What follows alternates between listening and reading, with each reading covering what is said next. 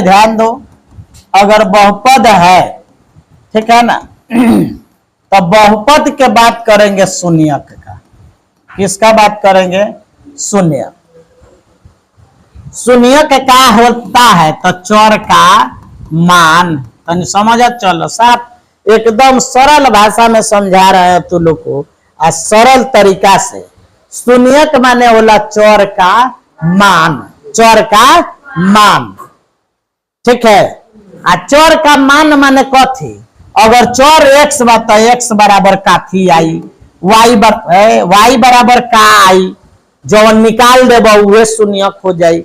z बराबर का आई, p बराबर का आई, q बराबर का आई, उहे ABCD जितना है। अल्फा बराबर का आया, अल्फा इसका नाम है। बीटा बराबर का आया, गामा बराबर क्या आया, गामा बराबर क्या आया।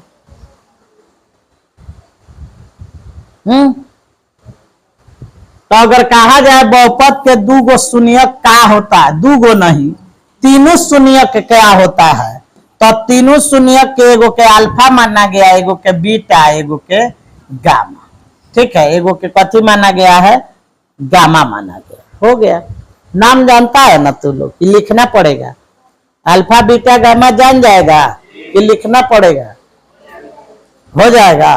अल्फा बीटा गामा से सूचित किया जाता है, सूचित किया जाता है। हम कहेंगे, मान लीजिए हम कहेंगे क्या कहेंगे? कहेंगे कि रैखिक बहुपद, रैखिक बहुपद, रैखिक बहुपद के शून्यक की संख्या कितना होगा, तो आप क्या कहिएगा? रैखिक बहुपद में x के कई गो घात होता है, तो में x के एक गो मान आई, कई गो मान आई। जैसे में अगर हम कह रहे हैं, कौन बकर बकर बोल रहा है, x-1 है, अब मान लिए हम x बराबर 0, मान लीजिए ये बहुपद है, ठीक। बहुपद है तो इसको शून्य के बराबर अगर कर दिया जाए तो x बराबर 1 आ गया, तो x के मान कई गो आया? छोड़ा, एगो काम करो, यहाँ मान लो 2 बा, तो यहाँ 2 आल, तो x के कई गो मान आए? एक गो नु आल, 2 आओ चाहे -2 चाहे कुछ आओ।